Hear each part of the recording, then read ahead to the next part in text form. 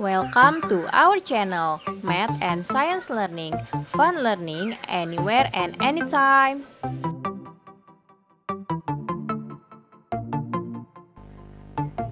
Hari ini kita akan belajar mengenai contoh soal dan pembahasan cermin cembung. Check it out.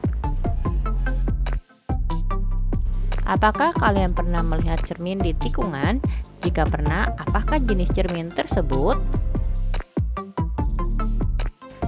Ya pernah dong, cermin di tikungan berbentuk cermin cembung. Cermin ini kebanyakan digunakan dalam dunia transportasi. Selain sebagai cermin tikungan, kamu tahu nggak digunakan sebagai apa lagi? Ya, spion. Spion motor, mobil, truk, bahkan bus pun menggunakan cermin cembung. Kenapa sih menggunakan cermin cembung? Mudahnya gini, kalau di spion itu bayangan dari kendaraan orang lain yang bisa kamu lihat di spion jaraknya nggak sedekat yang kamu kira.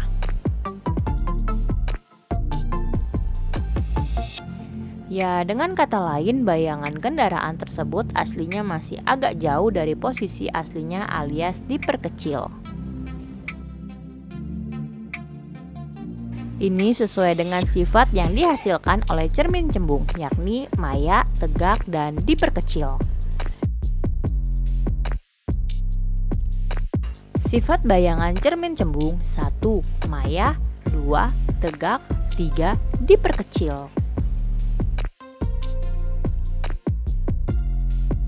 Bagaimana cara melukis bayangan pada cermin cembung? Pada cermin cembung terdapat 3 sinar istimewa, yaitu sebagai berikut. 1. Sinar datang sejajar sumbu utama akan dipantulkan seolah-olah berasal dari titik fokus. Kedua, sinar datang seolah-olah menuju titik fokus akan dipantulkan sejajar sumbu utama. Ketiga, sinar datang yang menuju pusat kelengkungan cermin akan dipantulkan seolah-olah berasal dari pusat kelengkungan yang sama.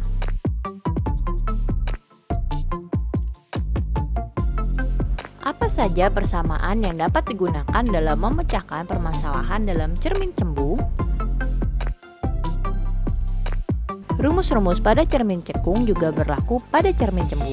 Hanya saja jarak fokus F dan jari-jari kelengkungan cermin R pada cermin cembung berharga negatif.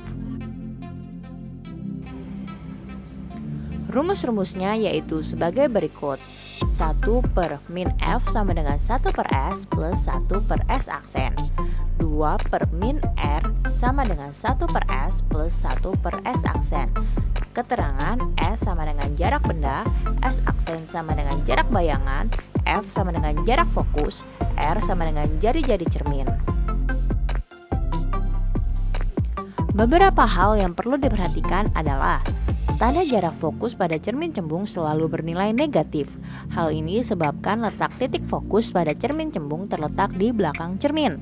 Untuk benda nyata di depan cermin cembung selalu terbentuk bayangan maya. Jadi nilai S aksen pada cermin cembung selalu bertanda negatif.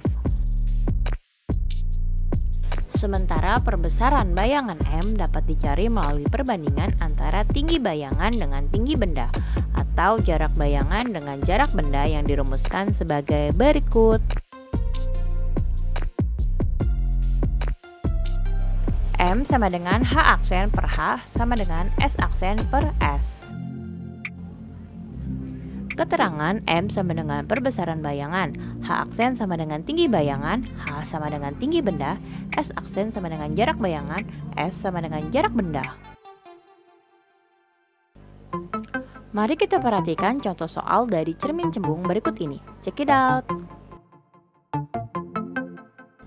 Perhatikan soal berikut ini. Sebuah benda diletakkan di depan cermin cembung sedemikian rupa sehingga besar bayangannya 0,5 kali. Jika bayangan yang terbentuk terletak 0,55 cm di belakang cermin, hitunglah jarak fokus cermin cembung tersebut. Perhatikan pembahasan berikut ini. Jawab, diketahui M sama dengan 0,5, S aksen sama dengan minus 0,55 cm. Ditanyakan F. Jawab, pertama kita tentukan terlebih dahulu jarak benda S dari cermin menggunakan rumus perbesaran bayangan berikut.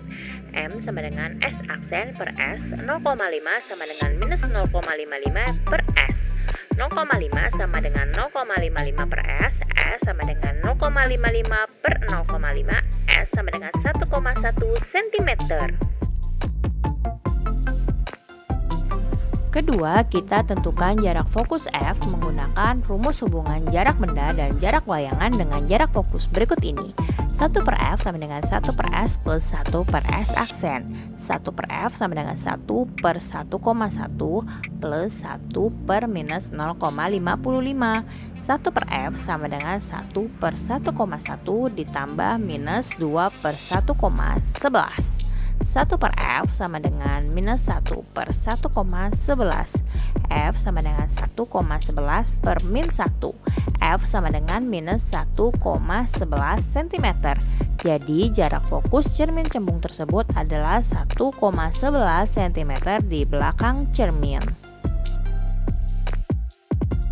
Bagaimana? Sudah memahami penjelasan tersebut? Mari kita berlatih kembali dengan mengerjakan soal-soal lainnya. Check it out!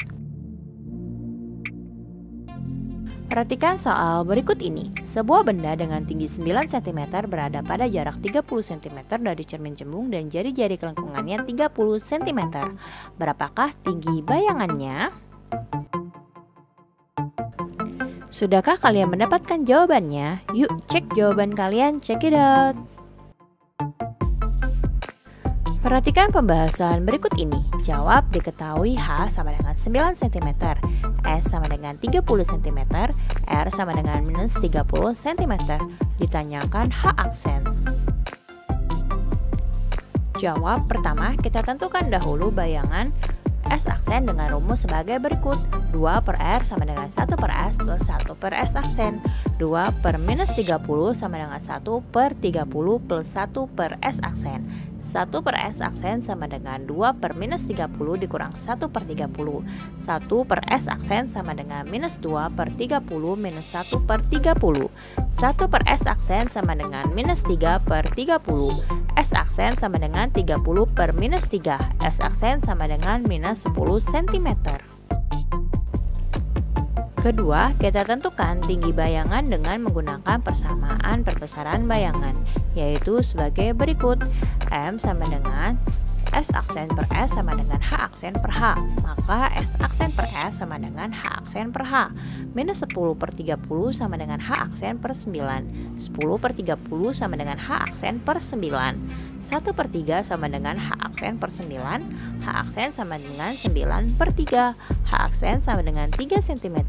Dengan demikian, tinggi bayangannya adalah 3 cm. Jika jawaban kalian sudah benar, selamat ya. Bagi yang mau berlatih lagi, lanjut ke soal berikutnya ya. Check it out! Perhatikan soal berikut ini. Sebuah cermin cembung memiliki jari-jari kelengkungan 30 cm. Sebuah benda diletakkan pada jarak 30 cm di depan cermin. Hitunglah letak bayangan benda, perbesaran bayangan, dan lukis jalannya sinar pada pembentukan bayangan. Sudahkah kalian mendapatkan jawabannya? Yuk cek jawaban kalian, check it out! Perhatikan pembahasan berikut ini. Diketahui S sama dengan 30 cm, R sama dengan minus 30 cm. Ditanyakan S aksen, M, lukislah pembentukan bayangan. Penyelesaiannya dengan menggunakan rumus yang diperoleh pada pembahasan di atas, maka 2 per R sama dengan 1 per S plus 1 per S aksen. 2 per minus 30 sama dengan 1 per 30 plus 1 per S aksen. 1 per S aksen sama dengan minus 1 per 15 minus 1 per 30. 1 per S aksen sama dengan minus 2 per 30 minus 1 per 30. 1 per S aksen sama dengan minus 3 per 30. 1 per S aksen sama dengan 1 per minus 10. S aksen sama dengan minus 10 cm. Setelah jarak bayangan S aksen diperoleh, maka perbesaran bayangan dapat dicari dengan rumus M sama dengan S aksen per S. M sama dengan minus 10 cm per 30 cm. M sama dengan 1/3.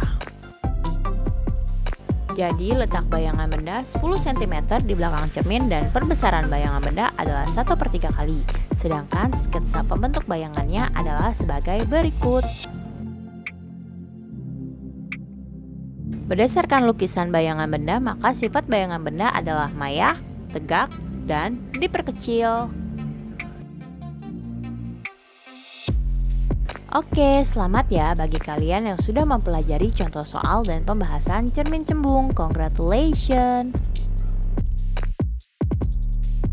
Thank you for watching. Don't forget to like, comment, and subscribe.